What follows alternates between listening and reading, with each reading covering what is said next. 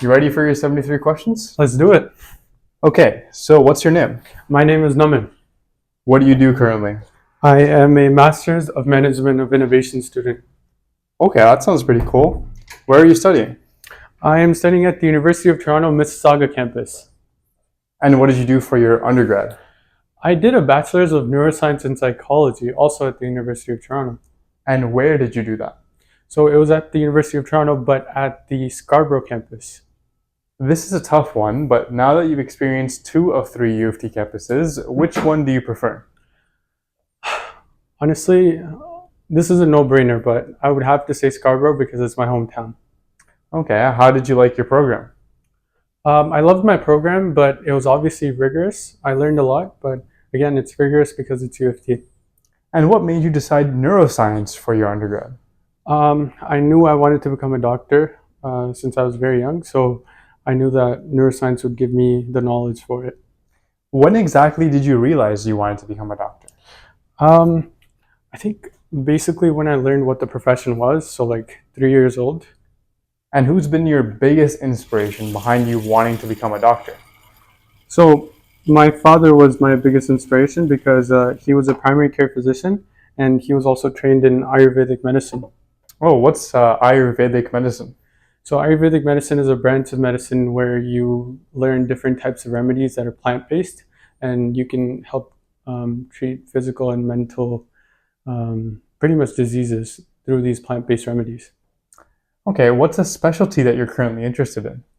Honestly, for now, I would want to say internal medicine just because it opens up a lot of doors. So yeah, And have you applied to medical school yet?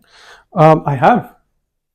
Would you say that you want to study in Canada or the US? Honestly, I'm indifferent because I know how established the medical schools are. So for now, I'm indifferent. And do you have any clinical experience?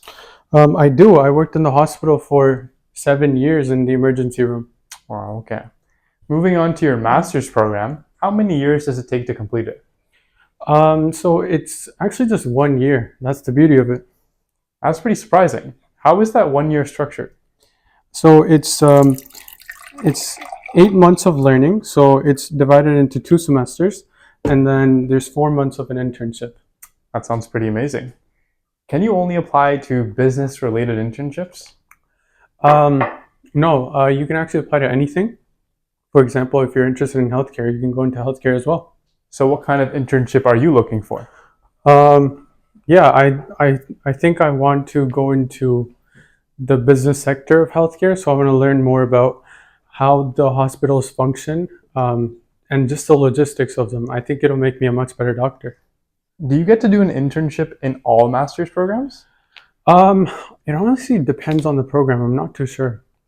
What are the different types of masters then? So there's two different types. There's a research-based master's and then there's a course-based master's. What's the benefit of the research based masters? So a research-based master's, you get to do a few independent projects. You can lead them yourself, and also you might be able to get a publication at the end. And what's the benefit of a course based masters? So a course-based master's, you have a lot of professors to help you, and they can also help you connect with a lot of different people. So, why did you choose a course based masters over a research based one? Yeah, that's a good question. The reason I chose it mainly was because of the timeline. It was 1 year, and also the research-based masters have a risk of going over the 1 year mark. So it's usually recommended to take a course-based over a research-based if you're tight on time. What's your favorite master's course so far? I have a lot, but for now, I'd want to say data analytics, just because I do a lot of research and it'll help me out a lot. Here's a fun one. What is something you absolutely hate about your master's? Honestly, it's the drive. Don't get me started. Okay, fair enough. What is something you love about your master's? Something I love about my master's is the ability to connect with industry heads. I've been able to speak to so many CEOs, and that's an opportunity I'd take any day. So, what does a day in your life look like? So I start my day by around 5:30, and I go for a quick workout, and then I have classes from 9 to 5, and after 5 p.m. I have meetings until the end of the day. When did you apply to your master's program? So I think, if I remember correctly, it was December and January. That's when I basically started. And what are some of the requirements that you have to fulfill? So most of the programs require a reference letter, and some also require a statement of intent. So those are basically the two main ones. And what kind of reference letters do you need? So in my case, it was mostly academic references, so your professors, but some are also happy with supervisors, so basically people you've worked with. Did you seek any help when you wrote your applications? Honestly, I did it independently for the most part, but I did get some help from friends. What were the interviews like? The interviews were actually very relaxing. I definitely over prepared. Oh, okay. How many people actually interviewed you then? In my time, there were only two people. One was the program head and one of the professors. How did you prepare for your interviews? Um, I basically used Zoom to record myself, and I would then watch the recordings and basically try to remove everything that I keep repeating, such as uhs and ums. And then I would show the recording to my friends and also practice with them. That sounds pretty rigorous. When did you find out you got into your master's? I think it was late March. So I did my interview at the beginning of March, and then I got the acceptance around like the 27th or the 28th of March. How did you react when you found out you got in? Honestly, I think I was driving at the time and I got the email, and then I opened it by stopping my car somewhere, and I just got so happy. I called my parents right away. Did you apply to any other master's programs as well? I did. So I applied to three other programs and I was accepted into those as well. Wow, okay. If you could go back and redo the application process, what would you change? Honestly, I'd want to start early. That is something important that I tell everyone. And also, I'd want to get my statement of intent or my personal statement edited by current students. In your case, what do you think made you stand out? Um, I would say grades was one, but I think extracurriculars was it's what got me the extra edge. So speaking of your extracurriculars, what has been your favorite one? Obviously, it would have to be blankets for TO, BTO. What's BTO? BTO is an organization that I started with Nimit and Russo, and it's an organization that helps the homeless across Toronto by donating supplies to them and also advocating on their behalf. Who did you start it with?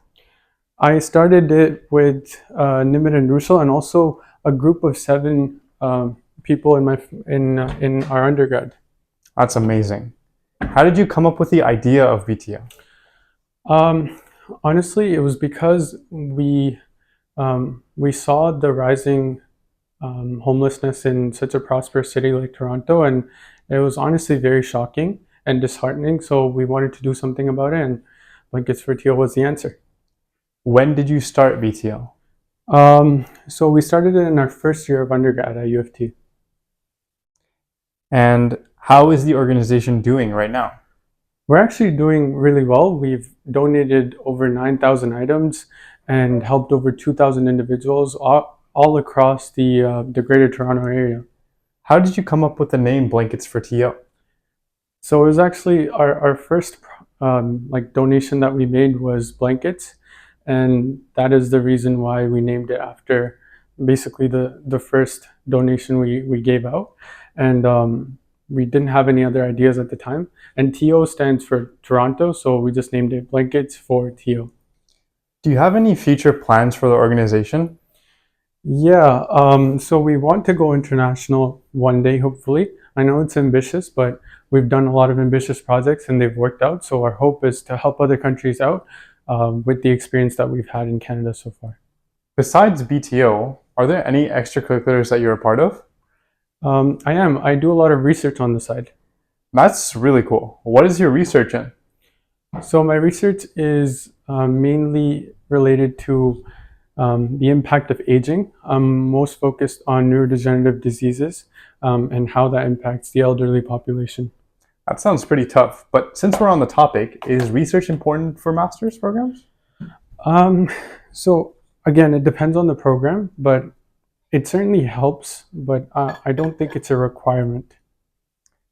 Did you have any research experience when you were applying? I did. So I had about 2 to 3 years of research experience. Yeah. How did your research help you get into your master's?